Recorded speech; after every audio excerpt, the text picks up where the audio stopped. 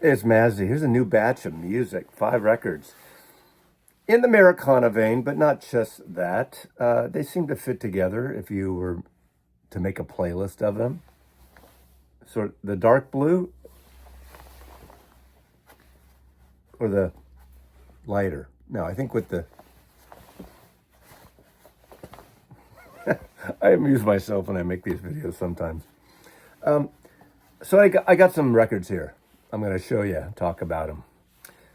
Check them out. First is an independent record, and I will put a link below to this one and this one alone, because the other ones you can find in the wild, although not as easy as I thought in one case.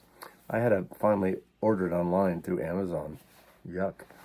But because my locals didn't have it. I've been looking at every local. I wanted to buy it independently. But anyway, but first is a record. And this is really interesting, and I showed this on my Instagram, Mazzy's Music, subscribe to Instagram. And this is the Holy Brothers, High in My Balloon. And you know what's cool about it, aside from the music? It comes with a balloon. I don't know where this has been, but...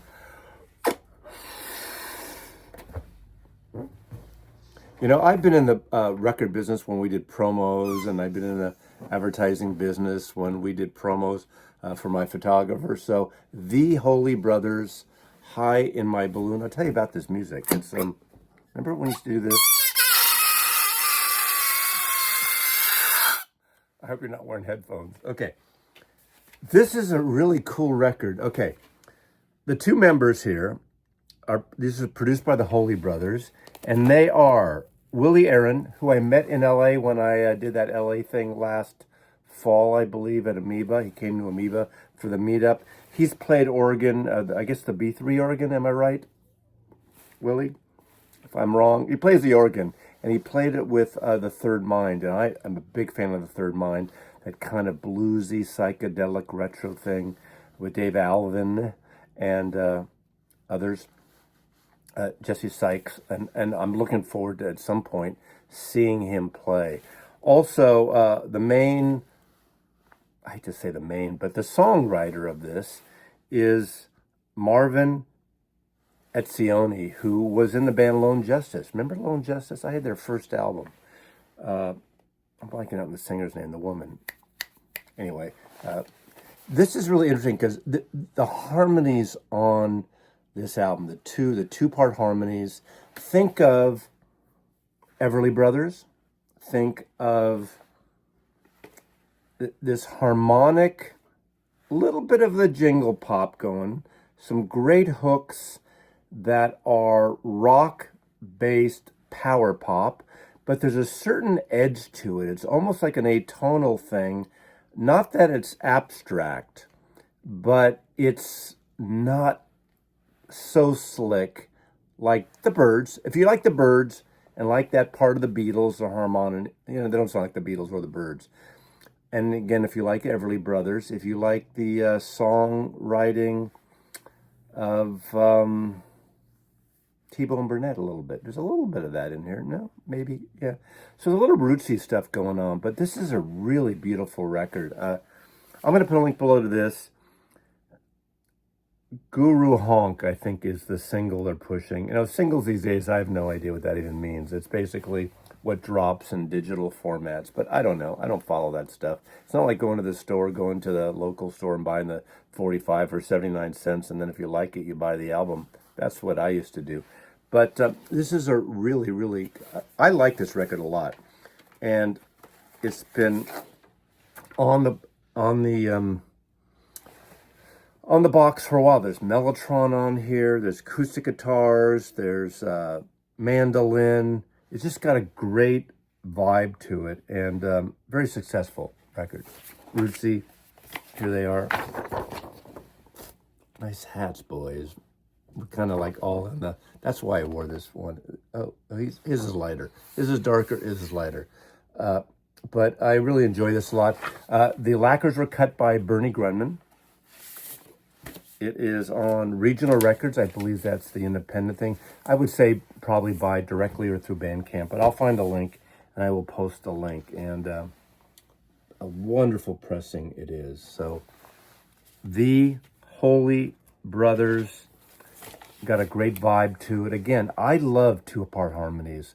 I'm a fan of the Beatles did Buddy Holly. This isn't Buddy Holly, but again, in the DNA, there's that there as well too. But when the Beatles did like Words of Love, there's that certain harmony thing, and they got it down, and it's just really a successful record. So, High in My Balloon comes with a balloon. I don't know if everyone comes with a balloon. Now, this is a limited edition of 500 pressed.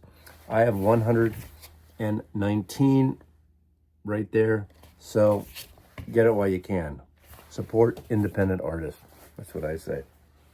Now, this is an artist that I've been following for 40 years now. I can't believe her first album came out 40 years ago. This just came out, and I've been streaming it in the car. Only place I stream is in the car with Apple Music, but I did pick up the vinyl. This is Suzanne Vega's Flying with Angels. What a beautiful cover photograph. What a beautiful photograph. I love black and white photography. And I like this because this was designed by Smog Design, Jerry Hayden. I've mentioned them many times on this channel, and I just love the work they do. She was at Warner Brothers for many years, and then was she at MCA? I forgot what label. I'm sorry, A&M. Sorry, Jerry. But I know the Warner Brothers stuff more. But she did this cover. She's been doing the Pink records, the Tom Petty stuff that's come out over the last decade. They've been doing at Smog Design and do it beautifully. This is a killer record. Now, her voice is as good as it was in the 1980s, and I love that stuff. And I remember I got that first album, and I loved the songs like Marlena on the Wall. She had a couple hits in the UK. Here in America, the one that really kicked in big for her initially was Luca. My Name is Luca. I Live on the Second Floor. That's about the time I saw her. I saw her at the Warfield Theater in San Francisco. Could have been 86, 87. Suzanne, if you're watching this, you can tell me. I could look it up, but I didn't. I saw her then, and I just really like the vibe of this and all her records.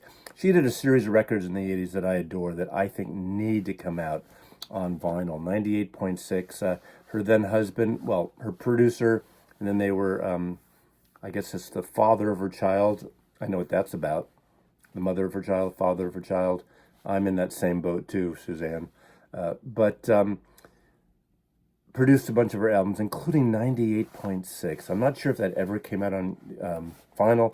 Of course, that was that period when vinyl wasn't the primary source. So I have this CD. I absolutely love those records. And what's great about them is they don't have that 80s dated sound. They have that kind of, there's a certain style that Mr. Froome did as a producer with Los Lobos and I believe later on Crowded House as well. I just love that. But those are excellent records, and I would play those all the time. One of my favorite songs wasn't even on any of those albums. It was from the soundtrack of Pretty in Pink, Left to Center. I love that song. And the other one is the Close-Up series. That's it. Last year I got the multi-disc LP box, the Close-Up series, a project she's worked on. I think it was CDs and limited vinyl, of basically unplugged, stripped-down versions of a lot of her songs. Great songwriter. She's very influenced, obviously, by Bob Dylan and Lou Reed are two of her main influences. Now, this is a killer record, and it just seems like it could have come down in her in the prime when those records, it has that same feel, a great sound. It doesn't sound dated, and it doesn't, her voice is really strong. I like the tone of her voice. I've always liked her voice. There's something about it that just is very appealing to me. And I think it really works with her songwriting, and I love it. Obviously, the acoustic guitar, some of it is more upbeat produced. I'd say there's one song that, to me, doesn't fit in at all, and is kind of like wrong for this album. Who am I to judge? But I'm telling you about this. It's called Love Thief, and it's sort of a neo-soul thing, and it doesn't go with the flow of the rest of the album. Now, there are a lot of different kind of areas of this record of folk, of more rockin' pop folk. And that song, for some reason, with that neo soul thing, that kind of 70s vibe, is a cool song on its own, but it doesn't seem to flow well with this song. And that's the only song I would take off of the 10 songs here. One song on here, in fact, I want to look at this, Chambermaid. Now, Chambermaid, there's something really interesting. Look at this white vinyl. I think there are a bunch of different color variants of this. Cooking Vinyl is the label, and I can't look at all the in the dark here who wrote it, but the song Chambermaid, it's essentially the melody of Bob Dylan's I Want You from Blonde on Blonde, one of my all-time favorite songs. Now, did Dylan write that melody, or did he take it? You know, Dylan would take some traditional folk songs. I don't know about that. Either that, or she took Chambermaid from the melody of I Want You. Let's see here. Does it say? It's too small for me to see right here in terms of the right. But but either way, it doesn't really matter because it's a beautiful song. It's got that wonderful thing that Dylan does in I Want You, and she does it beautifully here. I adore this record, despite having one song. You know, that's a clunker for me. Beautiful design, beautiful record. Suzanne Vega, I think this is her first album of all original material in about a decade, and it's a success. And if you like Suzanne Vega, remember the DNA bootleg, not bootleg, but DNA sampled her version of Tom's Diner. One of her biggest hits, I understand. Tom's Diner, do do do do do do do do do do do do do do. Can't sing.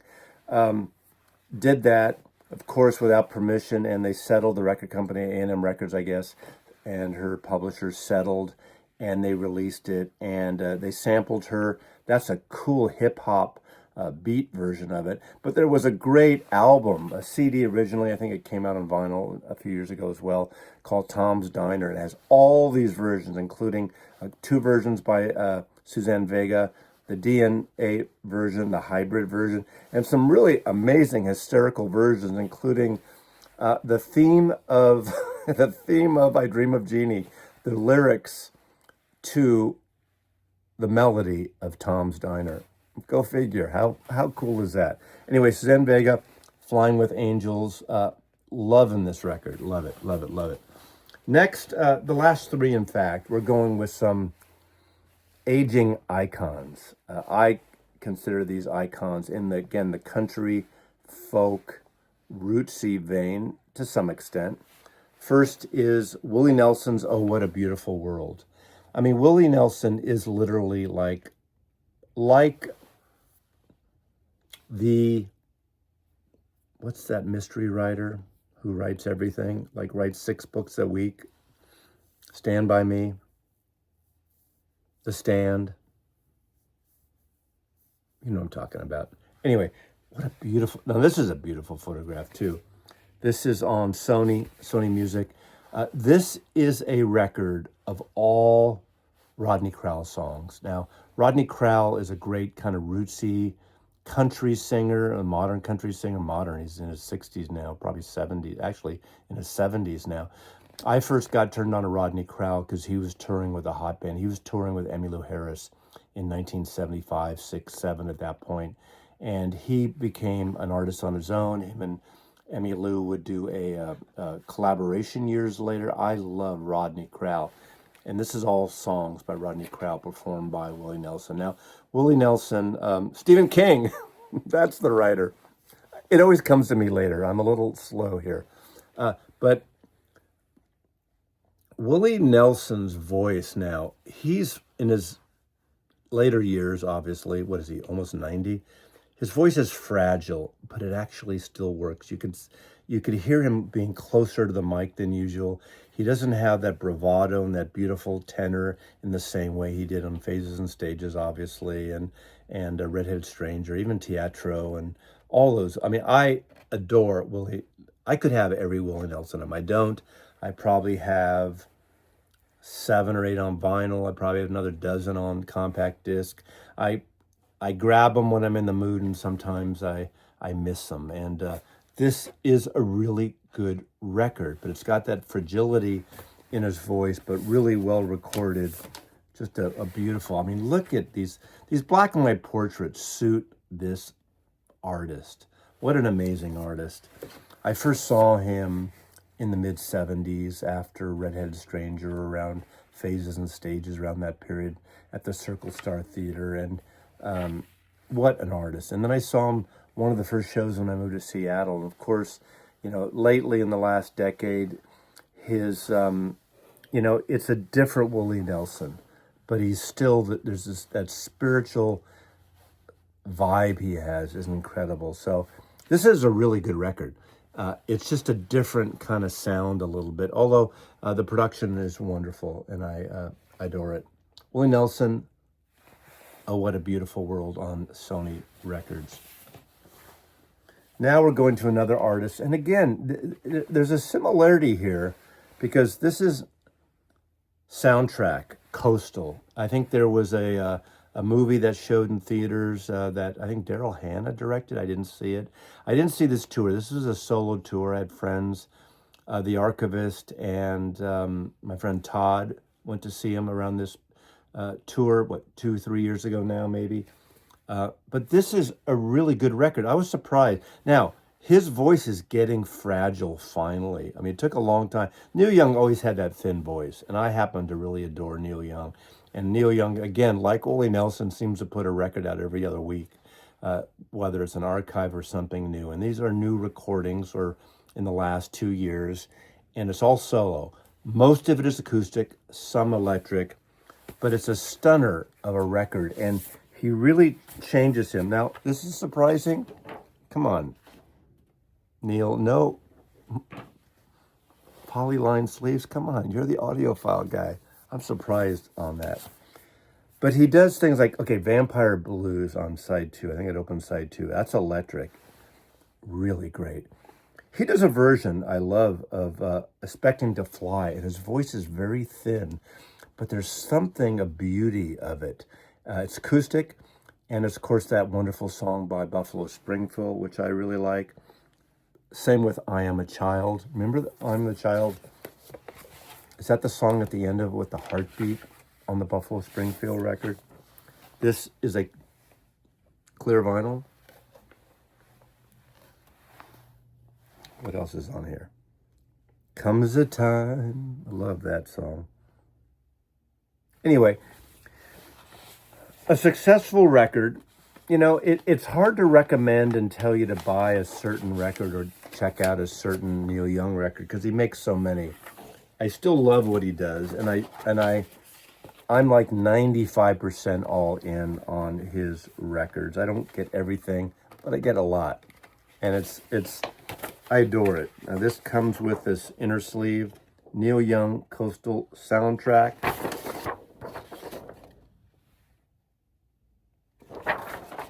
You always want something in here, right? But I kind of like this kind of retro. You remember Neil Young was the guy that saved or bought the Lionel train set for his kids way, way, way, way back. He kind of saved Lionel trains from obscurity. I have no idea what the where that is now. And of course, you have the promo slick of the archives, diagrams. This looks like my circuit breaker by my tankless water heater there. Anyway, but Neil Young.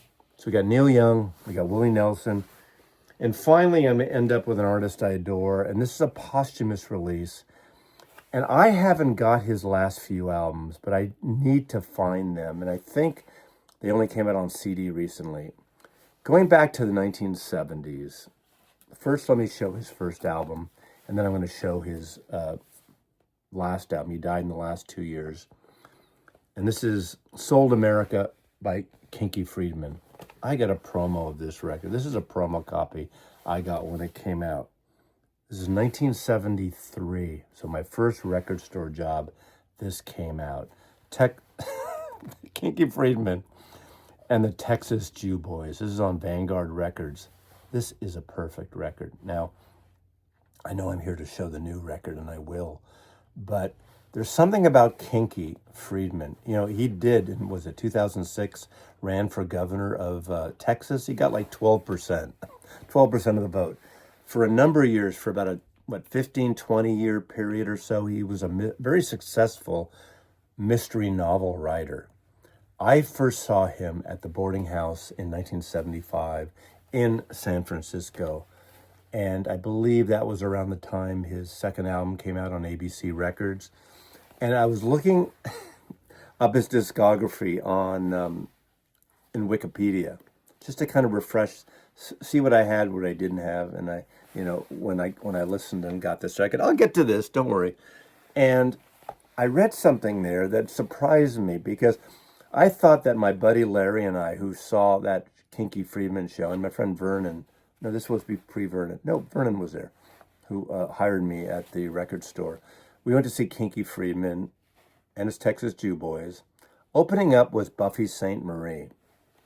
Now, this story was written in the current Wikipedia entry for Kinky Friedman.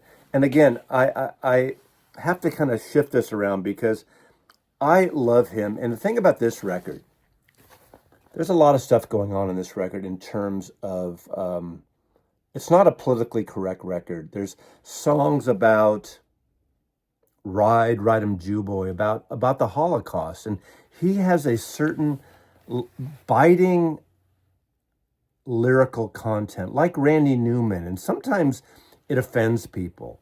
And I think that's the best thing of this type of thing. And even as a liberal, the liberal I am, I don't think jokes can be too soon. I know people get so uptight about this political correctness, over the top political correctness bullshit. I'm not talking about, going after certain people because of their sexual preferences, or for their religion or their ethnicities. But at some point, you have to understand where these artists or comedians or writers are coming from. And to me, he does it perfectly. Again, like Randy Newman with Rednecks.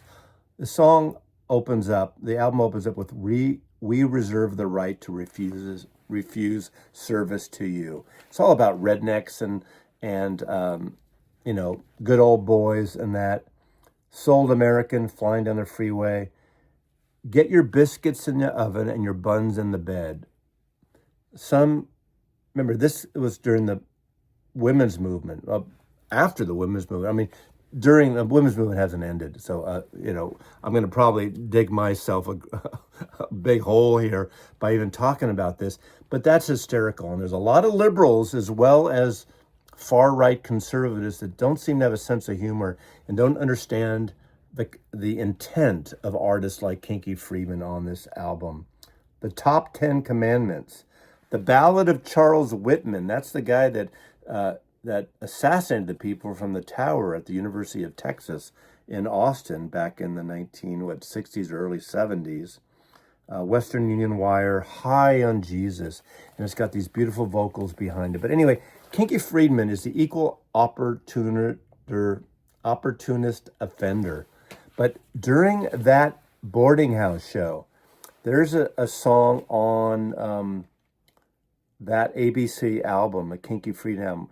And the lyric, I'm kind of paraphrasing, kinda like an Indian, da, da, da, and the whole front row of Kinky, his sidekick Little Juford, are wearing huge Indian chief headdresses. And during that performance, Buffy Sainte-Marie came from behind the curtain and ripped off the headdress of Kinky Friedman. And it's written in the Wikipedia entry. I thought maybe I dreamed that, but I do remember that. And we thought that was hysterical. Now we know, if you know the story where Buffy Sainte-Marie is now, that's really makes it even more, not tragic, it's not the word, but more incredible. That's an interesting story. But I adore Kinky Friedman. I did see, the last time I saw him was about 15 years ago in San Francisco at the big Jewish community community center. He did a performance there and talk when he played. It was fabulous. More of a solo thing. But this record, Poet of Motel 6, it's kind of dedicated to Billy Joe Schaefer, the country artist. And this is such a good record. One of the best country records of the year. This along with Bobby Prince, Billy Prince, Bobby Prince, Billy. You know what I'm talking about. This is excellent. A beautiful sounding record. Great songwriting. He's not as politically forward as that first album, but the last album he did. This is produced by David Mansfield, who toured with Dylan during the Hard Rain. Him and T-Bone Burnett and Stephen Souls made up the Alpha Band. I think Stephen Souls is actually on this record as well. The songs are beautiful. The mandolins, the accordion on here. You have Mickey Raphael on harmonica, who is that long-standing harmonica player with Willie Nelson, who played forever on here. David Mansfield, everything else. Joel Guzman, accordion. This is a really beautiful record. His voice, Kinky's voice, always had a certain hoarseness to it, but it's still impeccably beautiful in terms of this country stuff. He toured with Bob Dylan for a year or two back in the whenever it was. A great, great, great artist. And this is a really wonderful, wonderful recording. Well pressed, well produced. I just love it. The songs are beautiful. Poet of Motel 6. Hello, Good Morning. Who sings on that with him? That is a stunner on that. Let's see here. I don't know. Harmony vocals. Annalie Nelson. Oh, Jimmy Dale Gilmore. Jimmy Dale Gilmore sings on this. And I showed a record recently of him and David Alvin, which is just wonderful, wonderful there. Rodney Crowell is on here too. Of course, Stephen Soul and David Mansfield. So you got a lot of overlap with some of these records here. And these last three records of these sort of elder statesmen of country, rootsy, rock and country. I miss Kinky. I miss his vibe. We need people like here that speak up, and it may not be pretty all the time in terms of what they say. It'll offend some people, but if you know where it's coming from, this is the kind of stuff you can't take too seriously. And I'll disagree with anyone. I mean, you can disagree. That's fine. But this is a fabulous record, too. All these records, all 5 of them today, including this one. Hysterical. I listened to this in the car yesterday, this record. I haven't played it in a while. It's really, really well recorded. Vanguard, and then went to ABC for one record, then went to Epic, Asshole from El Paso. I mean, he offended everyone. Go Kinky. Man, Kinky Friedman, look at that. Look at that stogie. Look at that hat. I love it. You're welcome, Kinky. Thanks for watching. Mazzy loves you.